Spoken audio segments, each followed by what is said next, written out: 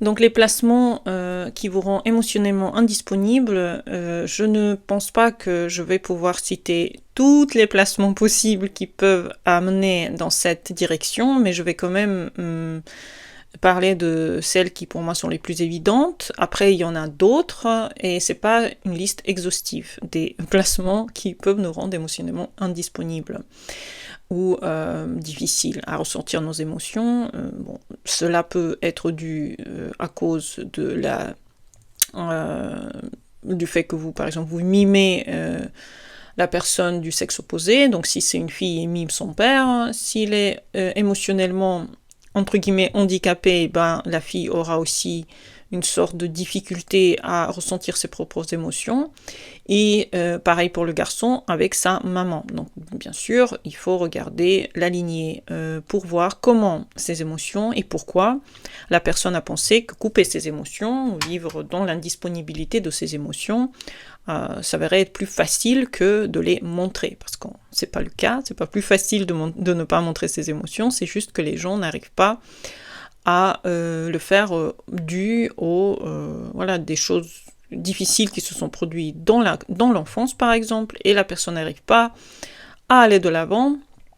Elle a maintenant un mécanisme de protection et elle, effectivement, peut couper ses émotions, intellectualiser, fuir des relations, par exemple, être en contact avec beaucoup de travail, par exemple, pour ne pas être en contact avec l'autre, séduire sans s'engager. Il y a beaucoup de gens qui font ça, qui séduisent, on pense que leurs émotions, ils les vivent très bien, mais en fait, il n'y a rien qui se passe après la séduction, quelque part.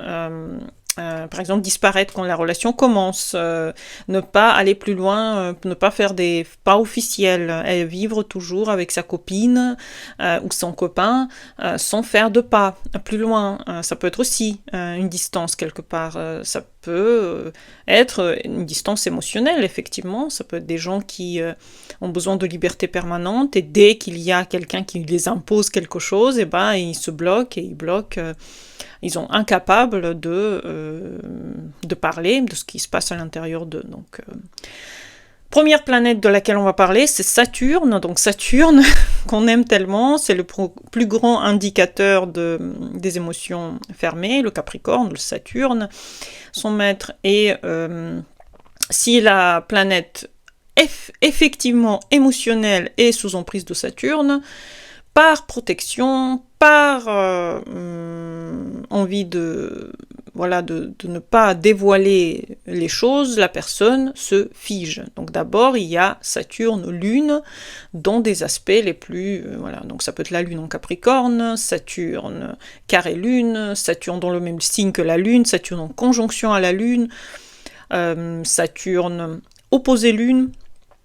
C'est pas la même chose avec Saturne, Lune en trigone ou en sextile, parce que dans ces cas-là, la personne, elle peut utiliser ça beaucoup mieux que quelqu'un qui est Saturne avec un mauvais aspect à la Lune. La bonne utilisation de Saturne-Lune peut amener vers la libération, la compréhension ou même l'acceptation de cette fermeture et quelque part le fait de vivre dans cette fermeture beaucoup plus aisément que avec un mauvais aspect, parce que quand il y a un bon aspect dans le thème, on a tendance à l'accepter beaucoup plus facilement, même les choses les plus terribles.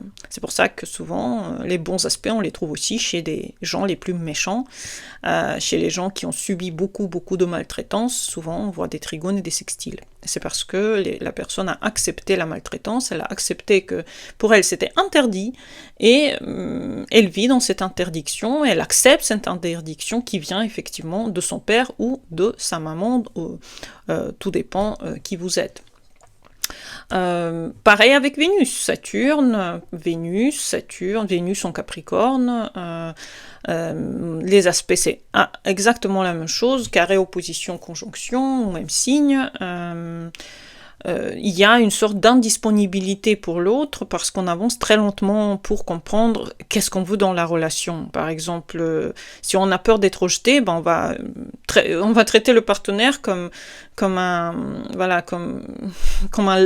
comme s'il était dans un labo pendant très très très longtemps, savoir s'il est capable de vous aimer, s'il est capable de... Parce que à la base, Saturne-Vénus, vous n'êtes pas capable d'aimer ou de montrer votre amour parce qu'on n'était pas capable de montrer...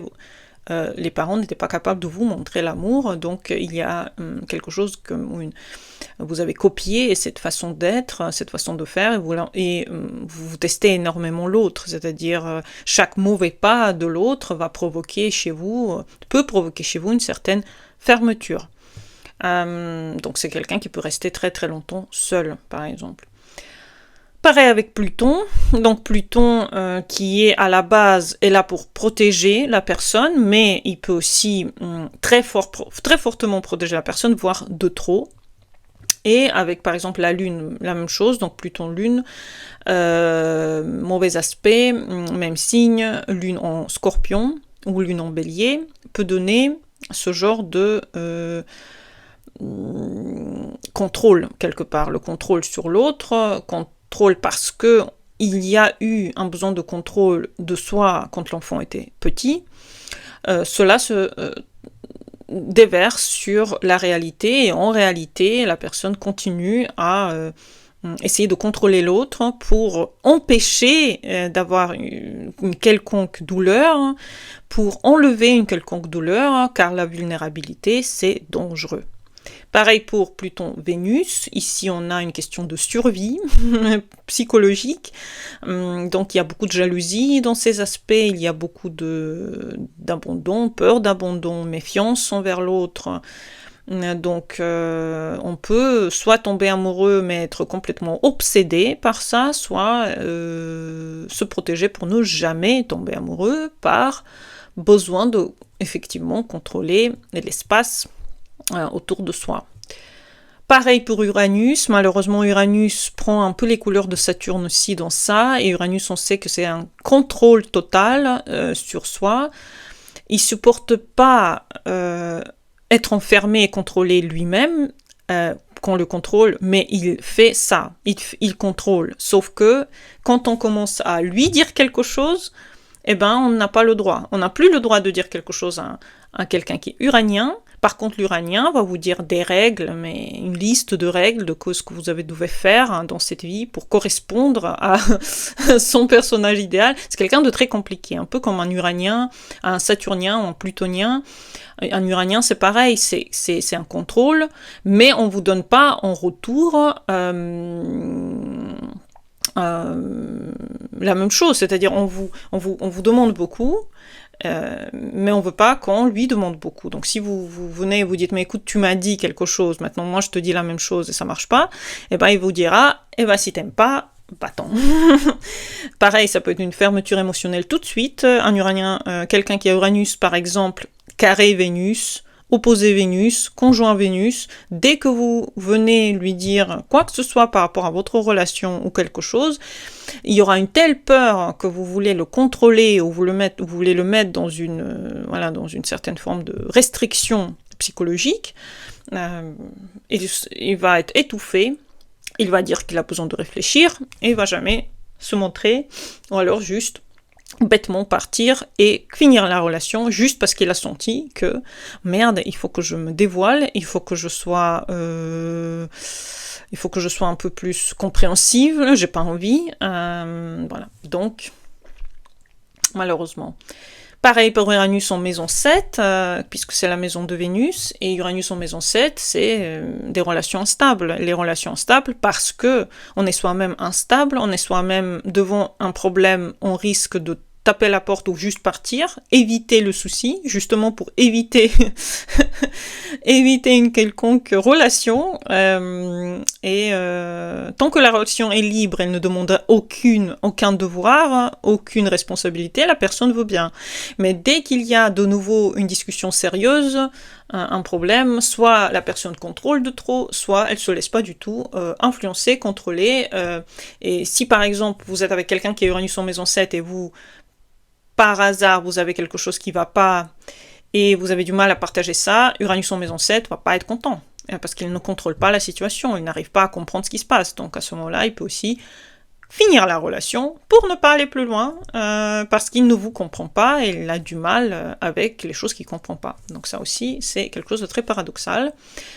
Pareil pour Neptune, c'est pas que Neptune est froid. Là, c'est un peu différent, parce que les autres planètes, on peut se dire qu'il y a une certaine forme, soit de contrôle, soit d'incompréhension de ce qui se passe. Avec Neptune, c'est souvent la fuite de la réalité. Donc Neptune-Vénus, par exemple, il aime les relations impossibles ou difficiles, ou les relations dans lesquelles on a besoin d'un peu de souffrance, parce que la souffrance, c'est quelque chose qu'on aime avec Neptune-Vénus. Donc on peut attirer des personnes indisponibles, des personnes qui font des choses qui nous mettent à distance. Et on se dit, c'est normal, moi j'aime bien les distances, donc j'attire des gens qui aiment la distance. Mais en même temps, la vraie intimité, c'est pas ça. La vraie intimité, c'est d'amener les choses vers un certain équilibre. Moi, j'ai dans mon thème quelque chose qui est de très similaire, mais j'ai réussi à garder la plupart de mes relations très longtemps, et je peux, si vous voulez, faire une vidéo comment s'en sortir avec des mauvais aspects, comme ça, que je raconte dans cette vidéo, pour avoir quand même des longues relations, qu'est-ce qu'il faut faire avec soi-même, comment il faut voir cette réalité, vers quoi il faut évoluer, mais après, tout est très très très personnel. Donc, il vaut mieux venir en consultation et je vous montrerai sur votre propre thème sur quels aspects vous pouvez vous appuyer. Parce que si vous n'avez pas d'aspect qui aide, c'est plus difficile. Donc, malheureusement, il faut des aspects qui contrebalancent ces aspects-là pour pouvoir s'appuyer sur quelque chose. Pareil pour Neptune-Lune, donc pareil, les émotions sont floues, on a du mal à les comprendre, on ne sait pas parfois même nous-mêmes ce qu'on ressent avec Neptune-Lune, et on absorbe les émotions des autres. Et après on peut disparaître pour ne pas le vivre, effectivement, la disparition c'est très vrai. Donc on a vu avec la Lune, Lune en Capricorne, Lune en Verseau, Lune en Scorpion, pareil pour Vénus, Verseau, Capricorne, Scorpion. Mars, pourquoi pas, ça peut nous donner, parfois, si c'est le maître d'ascendant, maître du soleil, Mars en Verseau, Mars en Capricorne, peut être un Mars un petit peu plus fermé dans ses émotions, il a du mal à les montrer, il a du mal à montrer ce qu'il ressent, plus fermé que les autres, émotionnellement. Planète en maison 12, donc ça c'est vraiment la... l'une des choses les plus difficiles à traiter, effectivement, parce que c'est des signatures les plus fréquentes d'indisponibilité émotionnelle, parce que la personne, elle vit les choses à l'intérieur d'elle très profondément, et comme elle veut, donc le monde émotionnel est très intense. Pour aller à l'intérieur, c'est pas la peine, c'est trop loin. La personne, elle garde très longtemps tout, et si c'est son mécanisme, et si la personne, elle a déjà de l'âge, c'est pas la peine. Vous n'allez pas pouvoir aller à l'intérieur.